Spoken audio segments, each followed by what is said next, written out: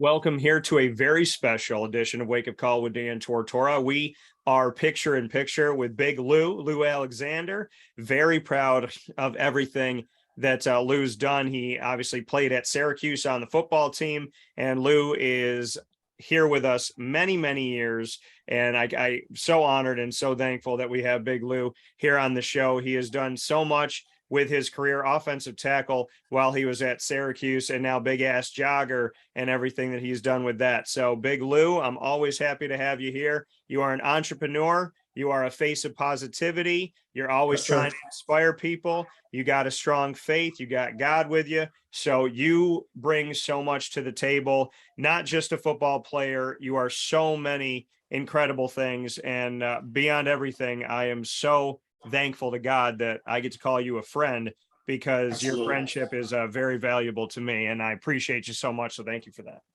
Man, no, 100%. And let me tell you something about yourself, man, because I feel like you always give me my flowers every time I come on this show. But one thing I can say about Dan is the most humble and honest guy that I've ever met in upstate New York. And I can say that. I can stand on that. I remember meeting you when I was 20 years old, doing my first interview. And it was crazy because I look past 13 years later, I'll be 33 this year, and we're still kind of having the same dialogue. And your persistence of just making sure that you continue to cultivate each and every player beyond the game is exceptional, man. So I just want to say thank you, man, for just being a pillar of Syracuse, New York, and, Syracuse University, the football team, man, because I'm pretty sure there's a long list of players that understand your representation is truly ingrained positively in everything that we do, brother. So thank you, man, truthfully. So I'm gonna pass it back to you from a thanks perspective, brother. So thank you, man. Well, I appreciate that very much, and I can't thank you enough for that. So it means a lot to me, means the world to me, and I don't know what to say. I like to hand out the thanks and appreciations, and when you get them back, it means the world to me. But it's funny because there's been this like running theme of very kind words, and you included with that I appreciate. And somebody said to me recently, they're like, man, when are you going to run for office? I'm like, bro, I might have to. Might have to be the mayor of Syracuse. Somebody's got to do it right. And it's been you got the follow. Yeah, so right. Somebody's got to do something, but I am the most apolitical person. So you put me in a situation like that, it's going to be real life, and probably going to be like Robin Williams when he was in that Man of the Year when Robin Williams became president. That's probably right. atmosphere you would see. Hey, listen, man, you're the right man for the job. So I my vote.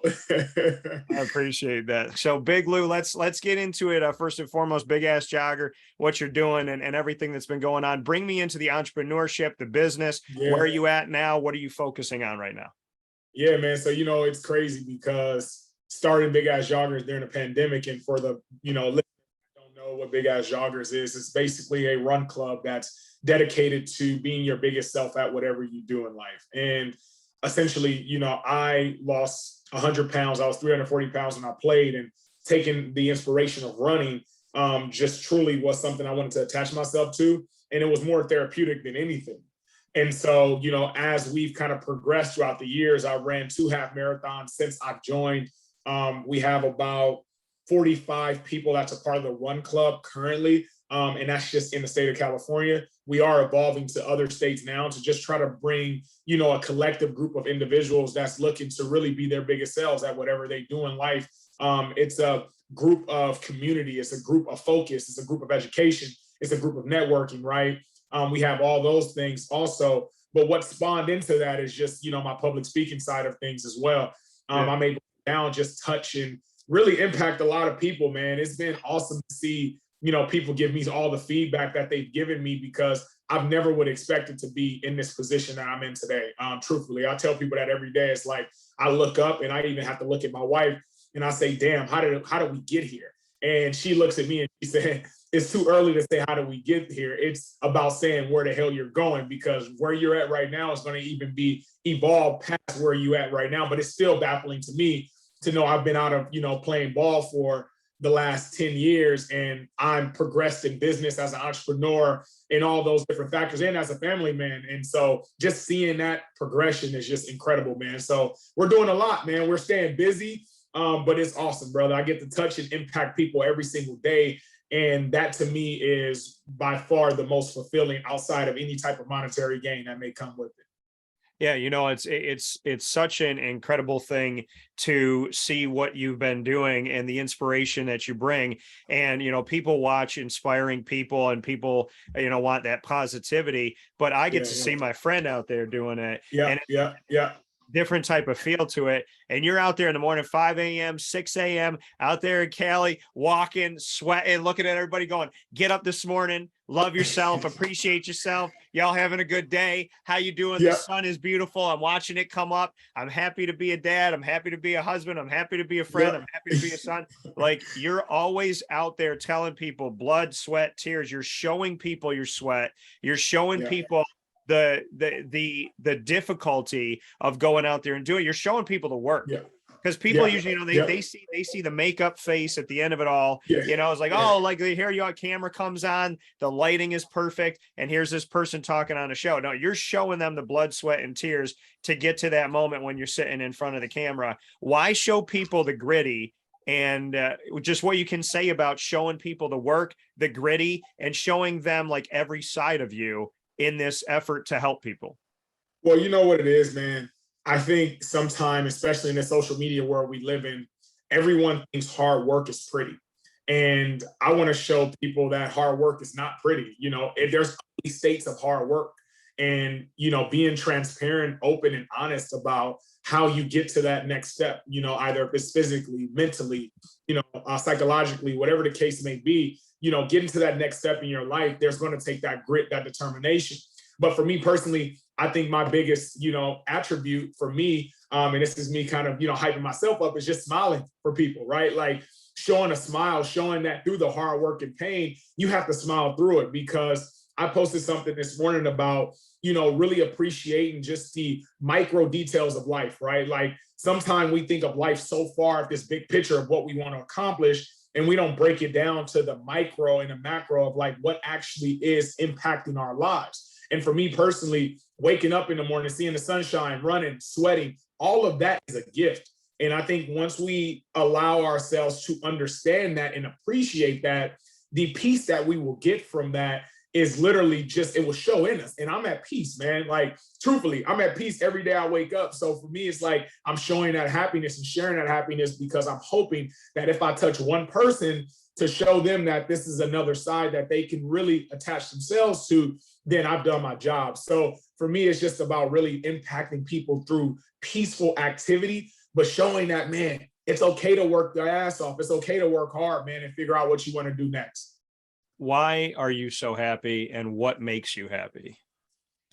What makes me happy is people that are in my life that guides my happiness and that allows me to be me fully, right? That took a while, because, if you were to ask me that question, 10 years ago, was I really happy? I love football, right? But at the end of the day, sometime when we're playing a sport, you surround yourself around people that may not be fulfilling into your life. Your teammates are great, but there's other outside factors that play into part. For me personally, now I can see that my nucleus is so strong. It allows me to just be authentic and open without any judgment, right? So like I can be as happy as possible, but also too, I'm breathing, man.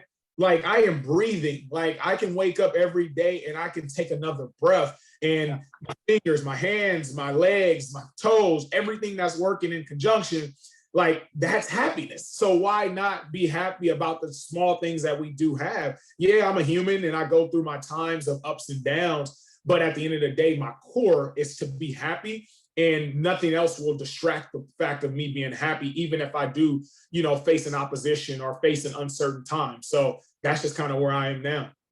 Here with Lou Alexander, Big Lou here, a motivational speaker, big ass jogger, entrepreneur, and of course, Syracuse Orange football alum. We're on Wake Up Call with Dan Tortora inside of the Cafe Cue Ball studios.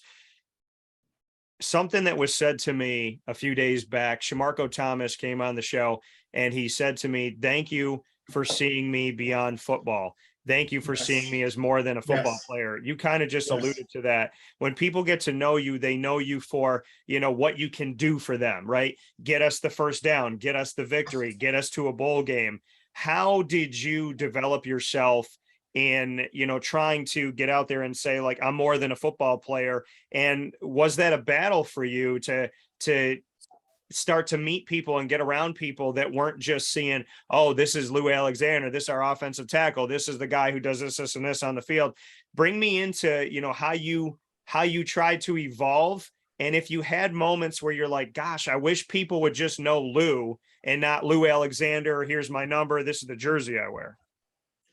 That's an amazing question. And the reason why that's an amazing question, because it's twofold. It starts off with you acknowledging that you are well beyond a player within itself. Yeah. So if you are continuously carrying yourself in this, you know, football light of wearing my manly shirt with a number on it, right? I got my sweats, I got my shoes on and all those different things. And you're having a representation as a football player. That's what you're viewed as, right? That's what you're displaying. And so the whole entire time that I was transitioning outside of sports, I was asking myself that question of why are nobody seeing me outside of sports, right? Why are you only seeing it from just a sports view and not like a business mindset or an entrepreneur or someone that's motivating? And it's because I wasn't giving myself and people the opportunity to recognize the other sides of me. And when I go back to the transparency perspective, it's like acknowledging the fact of you being transparent that you are okay with not being a football player anymore. Every conversation doesn't need to be, hey, my name is Lou Alexander, former Syracuse athlete and played a little bit for New Orleans Saints. That's not my conversation anymore. My conversation needs to be, you know, with the perception of I'm Lou Alexander. Lou Alexander means more than just a football player, because when we understand that football was just a vehicle and not necessarily the main, you know, core competency of your life and who you are, then you can transition. And then people will start to recognize that. Now, granted, I can't walk around anywhere without seeing a big stature. I'm a big dude, right? So now walking around, you know, innately, you're going to see he's in shape. He looks like an athlete. But once you have a conversation and get to know me and get to talk to me as well, they're also opening their eyes up to not put that label on me as well. But it was a tough battle, I would say, in the first 5 to 6 years. But after that, I started to get comfortable with it. And then I found myself actually saying, you know what, like, they see me how I see me as well. And that's beyond the football field. So it definitely was. But man, that was an awesome question for sure. How did you find and develop your identity? Whew, you know, it's an ever evolving process, right? I think we are always changing and adapting, right? When I hear identity and developing things of that nature, I stick to that word, developing. And developing is not something that's just idle or dormant, right? Developing means always continuing to do things that's putting you in position to grow, right? Like, so for me, it's always growing. It's always taking that next step. It's always trying to learn new things, right? So for me, I'm trying to figure out what actually, like, who am I actually beyond all of the things that you just mentioned in the intro, right? Because there's also growth to everything. You come on this show, you're just not a person that's an interviewer. You're not a journalist, right? You're not that person that's just coming on and saying, hey, I want to interview players and interview this. You're developing to be more and more and get better at things every single day. So from an identity perspective, it's about identifying, you know, who you are now, but also being aware about who you want to still become, because that's what life is. It's all about developing and progression. You know, before I let you go, here with Lou Alexander on Wake Up Call with Dan Tortora inside of the Cafe Kubal studios. Lou, you and I have these philosophical, faithful, deep conversations. Yeah. Can you go back to a time in your life that you felt like was a black hole? Like, I have moments, I still remember being in my room, feeling like I was in this black hole for like a couple of years and thinking, how am I going to get out of it? Did you have a black hole moment, and how did you find your way out of that? because I feel like life is always going to try and potentially throw you back in. And it's what you learn from being in that black hole and how you got out that says, you know, number one, first, I know someone's trying to push me in here, or something's trying to push me in here, and I know how to get out of it, and I'm not going to go back. So have you been in a moment like that, and how did you get out of it? 2014, June 29th. I remember the date, and I remember exactly how it felt. I went to rookie minicamp for the New Orleans, and after rookie minicamp, got cut 3 weeks after camp, and I was devastated. I was devastated because I didn't realize exactly what was next for me. I didn't realize my potential, and I had no money. I had no support, right? I felt I had no support because everyone attached themselves to me as a player. And during that time, I just remember telling myself, what today presents to you doesn't mean what tomorrow is going to equate. And what that meant was, truthfully, me working on figuring out how to get past the situation, but figuring out what the sum total of abundance is going to be after I get out of this situation. And I was stuck in that depressed state for, and I can truly say that, and anyone that's struggling with mental health or anything of that nature that are players, I can truly state that I was struggling with that. And I picked up a book, Think to Grow Rich by Napoleon Hill. And that book truthfully changed my life completely, because that book showed me the ability of manifestation in calling out and asking for things that you want to achieve. And I remember getting a call from my wife, and she was my girlfriend at the time. And her mother and father said, hey, if Lou need a place to stay to get on his feet and get a job, he can come out to Boston, Massachusetts, and come out and figure it out. They changed my life completely out of that black hole because they gave me an opportunity. They seen me past a football player, and they seen me as Lou Alexander. And that was the first time I saw that representation from anybody. And from there, it was all the way up. It was, the sky was the limit. I went on a plane that day, and literally that single day I met my mentor on that plane going to Boston, Massachusetts. And just the thought of being curious and having a conversation with him, he gave me his business card. 2 weeks later, I was working for him. And ever since then, it propelled my life, man. And I say, to get out of that state is to be curious, but also too is to understand, you know, that, and acknowledge that you are in that state, and be okay with authentic and sharing that you need help. And that was the biggest thing that helped me, man. And now I can pay it tenfold to the people that helped me. And I'm out of that state, man. And it's great to be shining and smiling because I revert back to those memories. And that's what keeps my fuel going, man. Yeah, and it's amazing that you say that, because I just had something happen to me recently, and people that know me know that I've done sports for a long time, but I'm trying to extend past that and do different things. I love screenwriting. I love acting, directing, and all these other pieces to it. I went to New York Comic-Con a couple weeks ago, and I got in line. I'll tell a quick version of it. I got in line to meet this guy, and they said, oh, the line's full. So I went into the other line, and I waited in that line, and I get to the end of the line, and there was this really mean guy, and he was really rude and disrespectful, and he ran in front of everybody else. And the lady looked at me and she goes, you're the next one in line, but we gotta take the actress away. We'll be back. And I said, okay. So I stood there and I waited, and they said, you're going to be first. And I said, you know what, while I'm waiting, let me go back in his line. I go in his line. There's almost nobody there. I walk up to him. I got 3 minutes with this actor, and we start talking. It plays a character that if he whispers but a word, he could blow up a planet. So I jokingly said to him, I wish my ex-girlfriend was here so you could say hi to her. And and he appreciated that. And we were love that.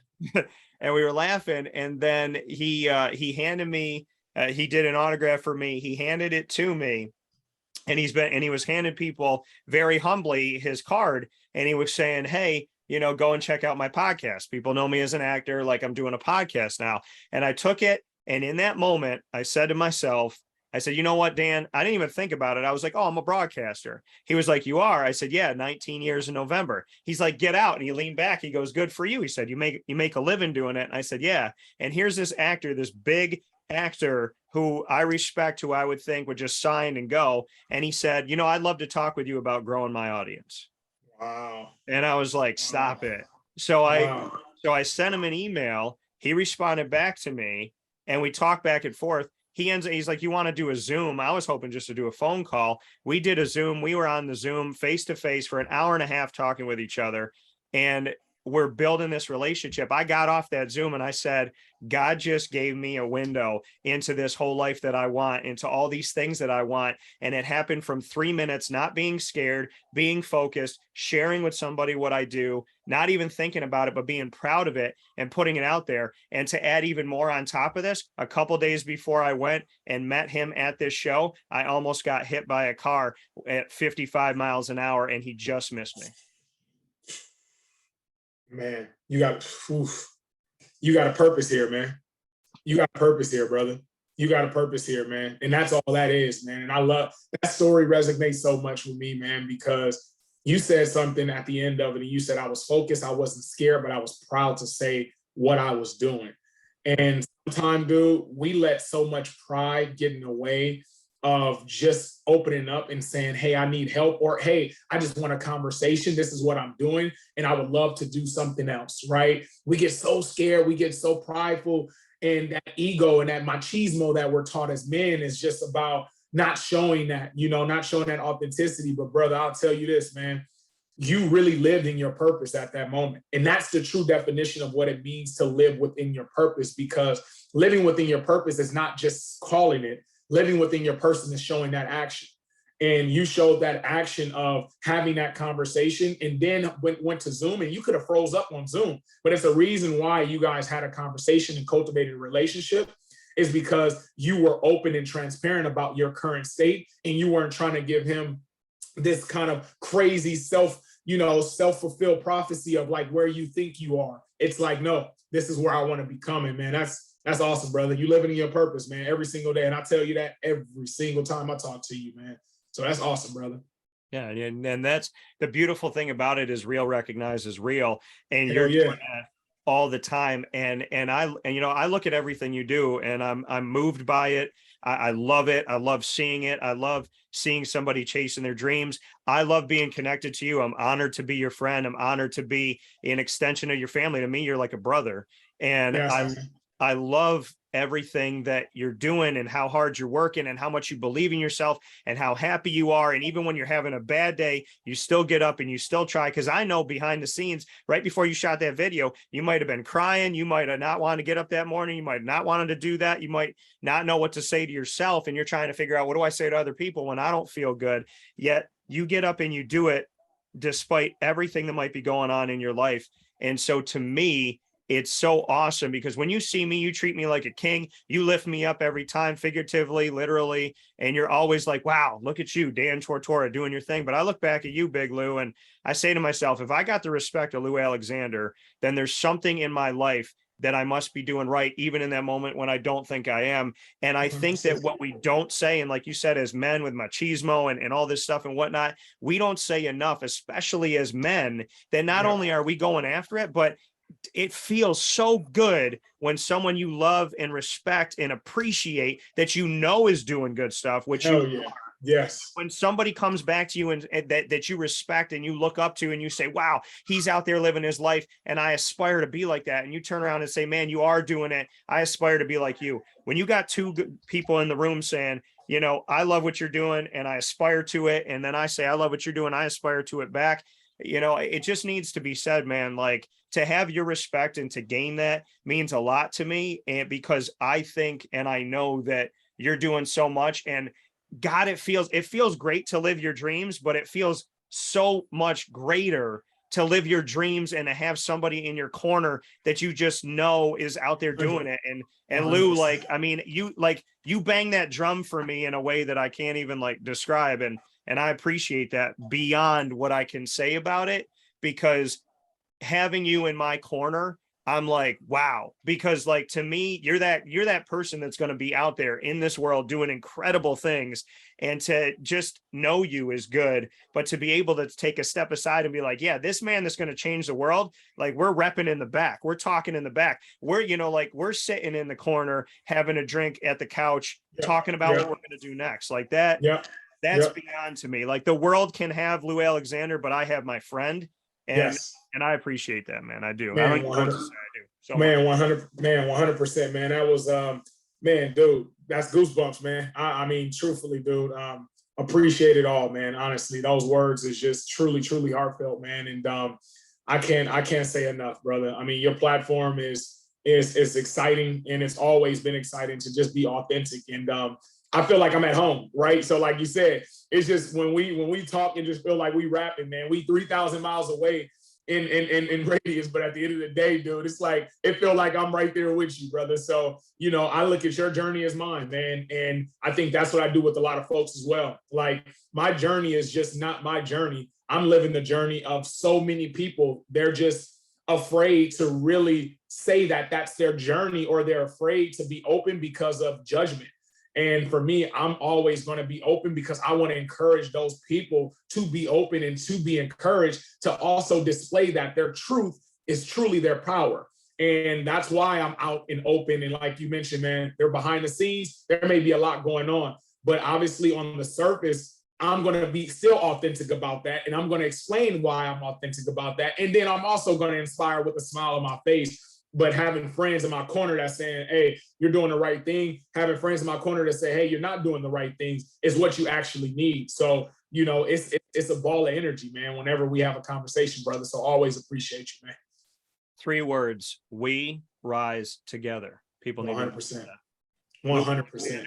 Myself, Dan Tortora. This has been a very special, hopeful message to you all that not only do Lou and I want to be a voice to the voiceless, but I'll do that as long as you need me to, but I want y'all to find your voice more than anything else. We'll be the voice to the voiceless, but I want you to speak. I want you to claim what you want, say what you want, tell God what you want, and be willing to fight for it, because you got one life, one shot, one opportunity. And I don't want anybody to leave this planet not being exactly who they wanted to be, and God willing, better than you thought you could be. So 100%. Lou, as always, man, I love you. I appreciate you. And man, that Florida State game can't come soon enough. I need a big Lou hug. Hey, let's get it, man. I love you too, big dog, man. Always, man. I appreciate it, man. Thank you so much for having me, brother. Appreciate you. I'll talk with you soon. All right, big dog.